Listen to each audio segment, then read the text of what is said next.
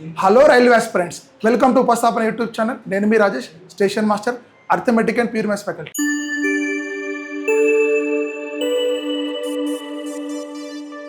So మన Upasthapana institute నుంచి for the first time basic science and engineering నుంచి complete syllabus మీద మనం బేసిక్ సైన్స్ అండ్ ఇంజనీరింగ్ అనేటువంటి టాపిక్కి కంప్లీట్ సిలబస్ మీద మనం బుక్ రిలీజ్ చేయడం జరిగింది.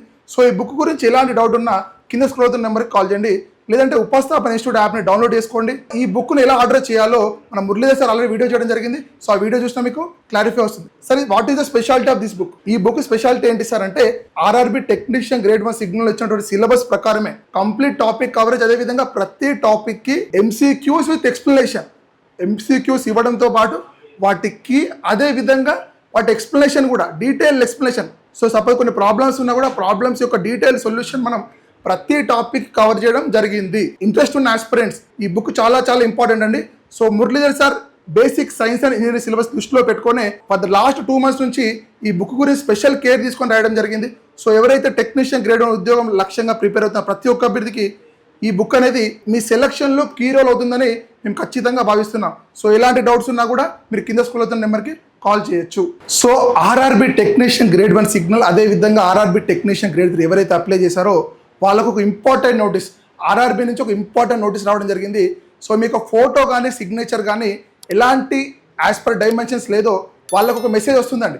ఎవరికైతే మెసేజ్ వస్తుందో వాళ్ళు ఖచ్చితంగా వాళ్ళ యొక్క ఫోటోని అదేవిధంగా సిగ్నేచర్ని ఖచ్చితంగా రీఅప్లోడ్ చేయాలని మనకు ఆర్ఆర్బి నుంచి ఒక మెసేజ్ రావడం జరిగింది. సో ఎవరికైతే మెసేజ్ వస్తుందో వాళ్ళే అప్లోడ్ చేయాలండి. మెసేజ్ రాలేదు అంటే మీ అప్లికేషన్ యాక్సెప్ట్ అయినట్టు. That is important point. Sir నాకు మెసేజ్ రాలేదు, so your application is accepted. Sir నాకు మెసేజ్ వచ్చింది, సో మెసేజ్ వచ్చిందంటే మీరు ఖచ్చితంగా మీ ఫోటోని కానీ మీ సిగ్నేచర్ కానీ ఖచ్చితంగా మీరు రీఅప్లోడ్ చేయాలి. సో ఎలా రీఅప్లోడ్ చేయాలో మనం ఇప్పుడు చూద్దాం. సో rrbapply.gov.in సో మీ యూజర్ క్రెడెన్షియల్, మీ యూజర్ ఐడి పాస్వర్డ్ కానీ టైప్ చేసి సో మీరు ఆ లింక్ అనేది ఆ లింక్లో మీరు అప్లోడ్ చేయాలి. 3rd June నుంచి 7th June వరకు. 3rd June సార్ ఇక్కడ 000 అవర్స్ అంటే నైట్ 12 o'clock అండి. అంటే 2nd రోజు 3rd రోజు మార్నింగ్ ఉంటుంది కదా. సో 12 o'clock నుంచి 7th రోజు నైట్ 12 o'clock అంటే 8th రోజు మార్నింగ్ వరకు. సో 3rd నుంచి 7th వరకు మీకు 4 days ఇవ్వడం జరిగిందండి. ఈ 4 daysలో మీరు ఖచ్చితంగా ఎవరైతే మెసేజ్ వచ్చిందో వాళ్ళు ఖచ్చితంగా అప్లోడ్ చేయాలి. So next, it may be noted that if any applicant fails to upload. చూడండి ఇక్కడ పాయింట్ ఇచ్చారు, జాగ్రత్త ఇంపార్టెంట్. ఒకవేళ 7th లోపు కనుక మీరు అప్లోడ్ చేయలేదు అనుకోండి, సార్ నేను చూసుకోలేదు తర్వాత అప్లై చేస్తాను, there is no time. So తర్వాత అప్లై చేసుకుంటాను, నేను మెసేజ్ చూసుకోలేదు, నేను కొంచెం బిజీ ఉన్నాను, మెడికల్ ఎమర్జెన్సీలో ఉన్నాను, హెల్త్ బాగాలేదు, సో ఇలాంటి రీజన్ చెప్తే ఎవరు ఒప్పుకోరండి. మీరు ఖచ్చితంగా, మీరు కాకపోతే మీ బ్రదర్కైనా ఎవరికైనా చెప్పండి ఖచ్చితంగా. సో ఎవరికైనా చెప్తే, మీ ఫ్రెండ్ కానీ చెప్తే మీరు ఖచ్చితంగా మీరు చేయాల్సిన అవసరం లేదు. ఫోటో సిగ్నేచర్ మీ ఫ్రెండ్కి పంపిస్తే స్కాన్ చేసి అప్లోడ్ చేస్తారు. సో మీరే చేయాల్సిన అవసరం లేదు. సో ఎలాంటి రీజన్స్ మనకు అవసరం లేదంటే, రీజన్ అనేది మనకు చెప్పొద్దు. ఒకవేళ మీకు మెసేజ్ వస్తే ఖచ్చితంగా మీరు 7th లోపు అప్లోడ్ చేయాలి. మీకు ఇంకా ఎలాంటి డౌట్స్ ఉన్నా కూడా ఈ నెంబర్స్కి కాల్ చేయండి, అదేవిధంగా ఈ మెయిల్కి కూడా మీరు మెసేజ్ చేయొచ్చు. అసలు మెసేజ్ ఎలా వస్తుంది అనేది, మెసేజ్ ఎలా వస్తుంది, ఫోటో డైమెన్షన్ ఎలా ఉండాలి ఇప్పుడు జాగ్రత్తగా చూద్దాం. మెసేజ్ ఎలా వస్తుంది, ఫస్ట్ మెసేజ్ ఎలా వస్తుందో చూద్దాం. ఒక అప్లికెంట్కి సార్ నాకు మెసేజ్ వచ్చింది, ఏ రూపంలో వస్తుంది, ఏ విధంగా వస్తుందో ఇప్పుడు చూద్దాం.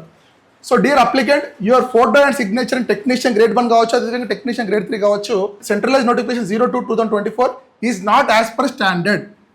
సో మీకు యాజ్ పర్ స్టాండర్డ్ లేదు, మీరు ఖచ్చితంగా రీఅప్లోడ్ చేయాలి. ఇలా మెసేజ్ వస్తుంది. ఇంకేం వస్తుంది sir, please upload fresh passport size photo and signature between from 3rd to 7th. So మనం ఆల్రెడీ డేట్ చూసాం కదా, 3rd to 7th మధ్యలో ఫ్రెష్ ఫోటోగ్రాఫ్ అదేవిధంగా సిగ్నేచర్ని చేయమంటారు.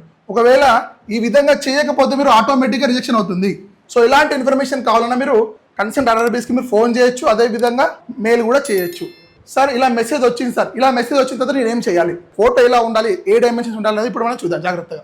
So this is very very important అండి. ఈ పాయింట్ అనేది చాలా చాలా ఇంపార్టెంట్. సార్ మెసేజ్ వచ్చింది, ఫోటో ఎలా అప్లోడ్ చేయాలి. సో ఇంతమంది మెసేజ్లో కూడా జాగ్రత్త, ఫ్రెష్ పాస్పోర్ట్ సైజ్ ఫోటో అంటారు. సపోజ్ చూడండి, ఫోటో ఈ విధంగా ఉండాలి. ఫోటో లెంత్ 240 పిక్సెల్ ఉండాలి, బ్రెత్ 320 పిక్సెల్ ఉండాలి. అదేవిధంగా ఖచ్చితంగా వెరీ వెరీ ఇంపార్టెంట్ పాయింట్ ఏంటంటే సార్, ఖచ్చితంగా బ్యాక్గ్రౌండ్ వైట్ ఉండాలి. That is very very important. ఖచ్చితంగా బ్యాక్గ్రౌండ్ వైట్ ఉంటేనే మీకు మళ్ళీ యాక్సెప్ట్ అవుతుంది. సో మళ్ళీ రిజెక్ట్ అయిందంటే మళ్ళీ ఎలాంటి ఛాన్స్ ఉండదు. ఖచ్చితంగా యాజ్ పర్ స్టాండర్డ్ మీరు డైమెన్షన్సే మీరు ఖచ్చితంగా అప్లోడ్ చేయాలి. అదేవిధంగా లెంత్ ఈ పిక్సెల్ ఉండాలి, హైట్ ఈ పిక్సెల్ ఉండాలి. సైజ్ కూడా చూడండి 30 to 70 KB ఉండాలి. సైజ్ ఖచ్చితంగా 30 to 70 KB ఉండాలి. సో నా ప్రీవియస్ ఫోటోనే మళ్ళీ బ్యాక్గ్రౌండ్ చేంజెస్ అప్లై చేస్తా అంటే కుదరదండి. So that is very very important. So పాత ఫోటో యొక్క బ్యాక్గ్రౌండ్ అనేది మీరు చేంజ్ చేయొద్దు. సార్ నాకు రెడ్ కలర్ బ్యాక్గ్రౌండ్ ఉంది, ఎల్లో కలర్ బ్యాక్గ్రౌండ్ ఉంది, బ్లూ కలర్ బ్యాక్గ్రౌండ్ ఉంది, నేను ఓన్లీ బ్యాక్గ్రౌండ్ చేంజ్ చేసి సేమ్ ఫోటో పెడతా అంటే అవసరం లేదండి. సో మీరు మెసేజ్లో జాగ్రత్తగా చూడండి. ఇక్కడ ఏమన్నాడు, ఏ ఫ్రెష్ పాస్పోర్ట్ సైజ్ ఫోటో అంటున్నాడు. ఫ్రెష్ పాస్పోర్ట్ సైజ్, పాత ఫోటో అవసరం లేదు, కొత్త ఫోటో విత్ వైట్ బ్యాక్గ్రౌండ్. కొత్త ఫోటో విత్ వైట్ బ్యాక్గ్రౌండ్ ఉంటే మనకు సరిపోతుంది. పాత ఫోటోని మీరు ఎడిట్ చేసి సైజ్ ఎడిట్ చేస్తారు, బ్యాక్గ్రౌండ్ ఎడిట్ చేసుకోవచ్చు, కానీ అలా చేయదు. పాత ఫోటోని వదిలిపెట్టండి. ఖచ్చితంగా మళ్ళీ ఫోటో వైట్ బ్యాక్గ్రౌండ్ వచ్చినట్టు మీరు ఖచ్చితంగా దిగండి.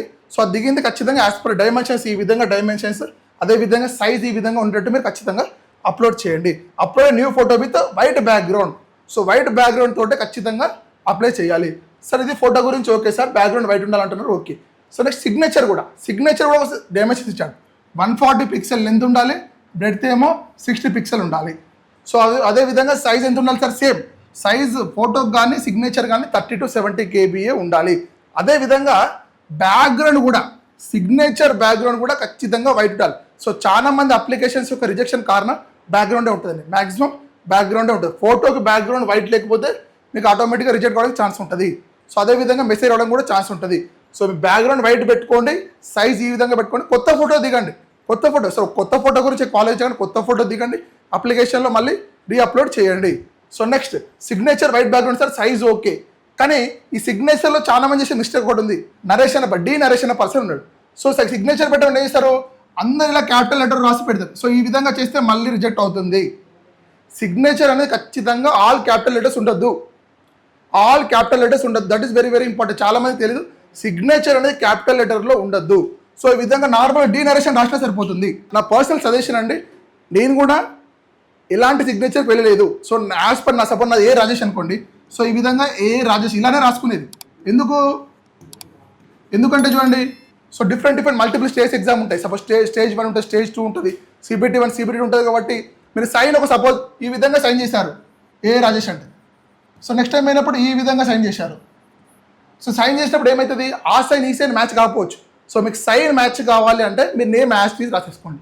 సో ఈ విధంగా రాసుకోండి. నరేషన్ అంటే ఈ విధంగా రాసుకోండి. ఇలా ఖచ్చితంగా క్యాపిటల్ లెటర్ రాయొద్దు. సో ఖచ్చితంగా క్యాపిటల్ లెటర్ రాయద్దు. క్యాపిటల్ లెటర్ రాస్తే మళ్ళీ రిజెక్ట్ అవుతుంది. సో మళ్ళీ చెప్తున్నాను, వైట్ బ్యాక్గ్రౌండ్ ఉండాలి, ఈ సైజ్ ప్రకారం ఉండాలి, ఈ సైజ్ చూసుకోండి. Fresh passport size photo is very very important. So ఈ విధంగా మెసేజ్ వచ్చిన వాళ్ళు, సార్ చాలామంది ఇంకో డౌట్ ఉంటుంది, సార్ నాకు మెసేజ్ 2-3 డేస్ నుంచి చూసుకోలేదు అనుకోండి. మీరు చూడండి, ఎవరైతే టెక్నీషియన్ గ్రేడ్ 1 టెక్నీషియన్ గ్రేడ్ 3 ఉద్యోగం లక్ష్యంగా ప్రిపేర్ అవుతున్నారో లాస్ట్ 1 వీక్ నుంచి మెసేజ్ చెక్ చేసుకోండి. సపోజ్ మీరు ఒక 2 డేస్ బిజీ ఉంటారు, మెడికల్ ఎమర్జెన్సీ కావచ్చు, ఏదైనా కావచ్చు, ఒక మ్యారేజ్ ఫంక్షన్ కావచ్చు, ఇలాంటిది కావచ్చు, బిజీ ఉంటారు, మీరు మెసేజ్ చెక్ చేసుకోరు, ఒక 50 మెసేజ్లు వస్తాయి. ఆ మెసేజ్లో ఈ మెసేజ్ ఉంటే ఖచ్చితంగా మీ అప్లికేషన్ రిజెక్షన్ అవుతుంది. సో జాగ్రత్తగా చెప్తున్నాను, మీరు లాస్ట్ 1 వీక్ నుంచి 10 డేస్ నుంచి అదేవిధంగా June 7th వరకు, సో అన్ని మెసేజ్ ఫ్రీక్వెంట్గా డైలీ చెక్ చేసుకోండి. మీరు ప్రతి ఒక్క మెసేజ్ని చెక్ చేసుకోండి. సో ఒకవేళ మీకు మెసేజ్ రాలేదు, యువర్ అప్లికేషన్ ఇస్ యాక్సెప్టెడ్. మీకు మెసేజ్ వచ్చింది, ఖచ్చితంగా మీరు రీఅప్లోడ్ చేయాలి. మీ ఫోటోను సిగ్నేచర్ రీఅప్లోడ్ చేయాలి, లేదంటే ఖచ్చితంగా అప్లికేషన్ రిజెక్ట్ అవుతుంది. సార్ నాకు ఒకవేళ మొబైల్కి మెసేజ్ రాలేదు, మెయిల్కి మెసేజ్ వచ్చింది, మీరు మొబైల్కి వచ్చినా మెయిల్కి వచ్చినా ఒకటే అండి, సేమ్. సపోర్ట్ నెట్వర్క్ ప్రాబ్లం ఉండొచ్చు, రిమోట్ లొకేషన్లో ఉండొచ్చు, నెట్వర్క్ ప్రాబ్లం ఉంటుంది. సో నెట్వర్క్ అది ఖచ్చితంగా మెయిల్ వస్తుంది కదా, మెయిల్ మాత్రం కన్ఫర్మ్ వస్తుంది.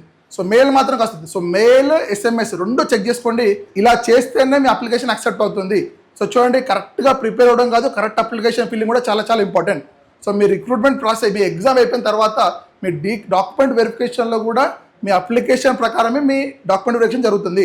అప్లికేషన్లో పెట్టిన సిగ్నేచర్ అక్కడ పెట్టాలి, అప్లికేషన్లో ఫోటోని అక్కడ సబ్మిట్ చేయాలి.